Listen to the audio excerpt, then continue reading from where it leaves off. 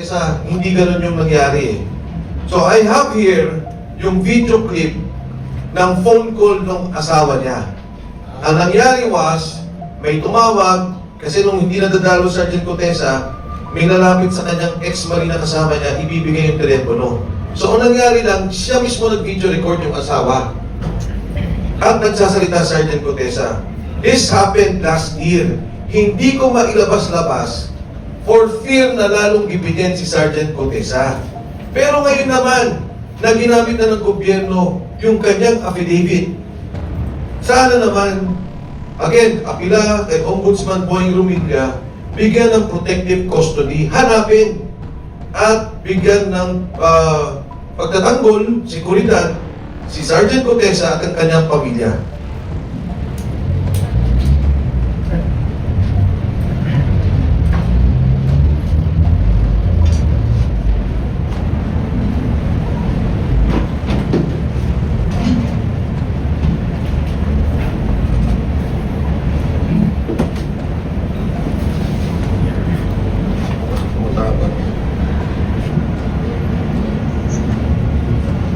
Cellphone, lumilipat ba?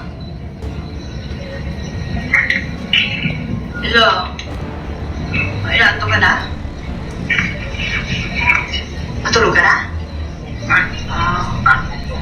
Ano yan? Nandiyan ka sa kwarto? Ha? May na ako. Nakasakasama ko siya. Nagingi siya, nagingi. Tumawag si Kuya. Pinakumusta ka?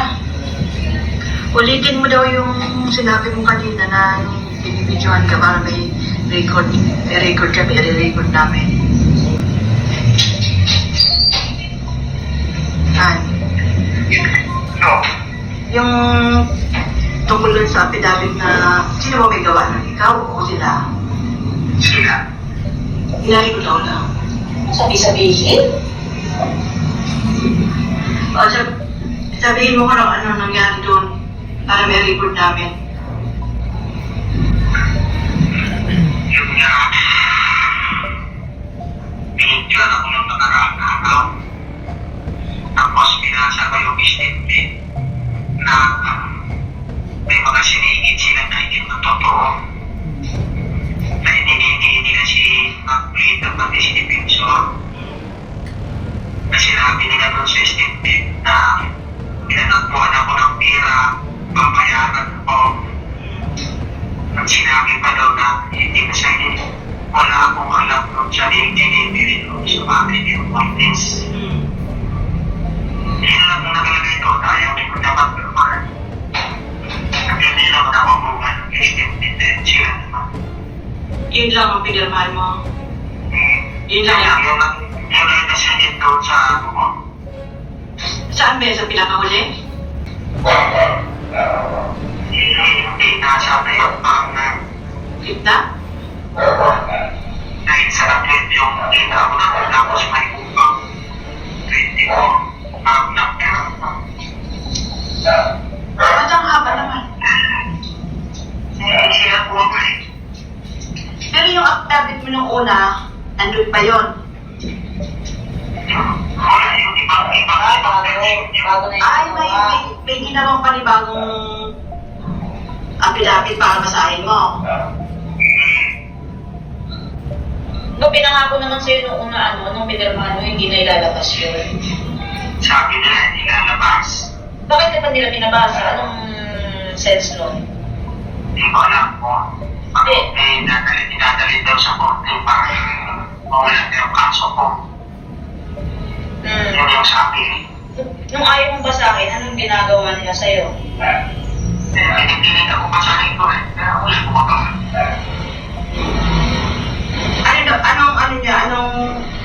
Ano mo, magkakapalit ng pag hindi mo binasa. Para daw pinahilig na kayo, wala na magbubulo dyan sa inyo.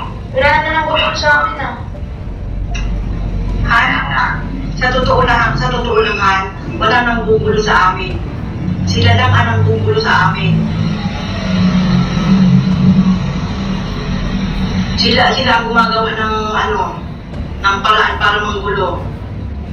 Sila nananakot sa amin eh. Kaya ang sabi ko sa'yo mga nakaraan. So parang naguguro na yung utak ko eh. Kaya hindi na ako makatulog-tulog. Mag-ano ka muna, bago ka natulog, meron ka mga maligag na tubig. Para ma-relax yung muscle mo. Anak. Pag sinabihan ka ng palabasin ka dyan, mag-text ka sa akin ha.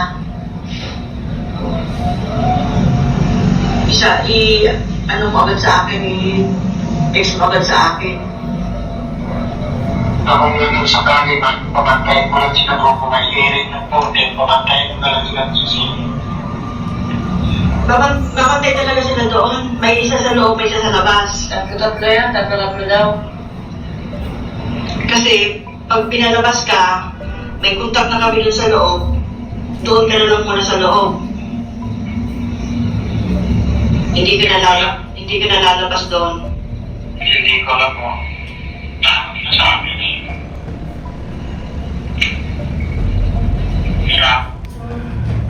So, Secretary Duterte, it was reported last year pa po. Last year. And that was the last conversation of the wife to Sergeant Contessa. Kasi nag-worry ako sa kanya, hindi ko siya nakikita. Nag-worry ako, hindi ko nakikita. So, sabi nung isang kasama, I think kaya sinabi, di ba, nung si Kuya kung pwedeng record ninyo. And confidentially, nasend sa akin. Sinend niya siguro dun sa isang kasama niyang ex-marine. So parang sinasabi na ito, buhay naman. Except, kung napansin nyo, ang sinabi niya, di ba, hindi ko lang kung palalabasin ako. Pag pinalabas ako, paalalayan niyo ako. Yun yung Senate hearing dapat na hindi natuloy. Na kung palalabasin ako, sabi, sige, may contact na kami sa loob and hindi ka namin papalabasin na. The plan then was, pag pinalabas siya, hihilayan namin siya sa office ni Senator Marcoleta. Isisecure na muna namin siya. That was the plan then. Pero yun nga nangyari, hindi lumabas. Hindi siya napalabas. So, di ba yung sinabi doon, number 1, iniba ang affidavit at ang sinasabi na bayaran ka ni Marcoleta at ni Defensor. And at number 2, wala kang delivery sa bahay ni Martin Romualdez. Kaya, ito yung panawagan ko ngayon. For the longest time, nanahimik ako, tinitis ko yan, kung ano yung ginawa na kay Contessa. Pero ngayon naman, ginamit na ninyo sa kaso. Kasama nyo na sa kaso, sinabi nyo na yung mga sinasabi niya ay sangkap doon sa final kay Speaker Martin Romualdez. And nananawagan ako kay Ombudsman na kung maaari, within his authority, within his sphere of influence, ay maprotektahan na. Makuha si Sergeant Contessa, mapalabas na at maprotektahan siya at ang kanyang pamilya. Dahil ang paniwala ko, Wilson, kung siya lang, hindi matatakot si Contessa. Kung siya lang, hindi atras. Pero, again, narinig nyo naman, di ba? Sabi, titigilan na kayo. Sinabi niya kaso, aatras yung kaso sa'yo, yun yung kaso sa affidavit na i-final sa Manila. Na sinabi doon na siya ang kakasuhan pa. So, yun yung binabanggit doon. So, again, thank you sa inyo lahat for that opportunity. Kasi ngayon ko lang ito nilabas. First time. And I hope that this will help Contessa and his family. Dahil, again, siya ang kakampi ng ombudsman sa kasong to. For the record, sir, buhay po ba si Contessa o hindi? Ang last na nakuha kong information, ang sabi nila is buhay, and sabi nila kasama daw yung pamilya. As kung saan, hindi ko alam. Pero I'm sure hindi din siya abroad kasi makikita naman sa records kung nag-abroad eh.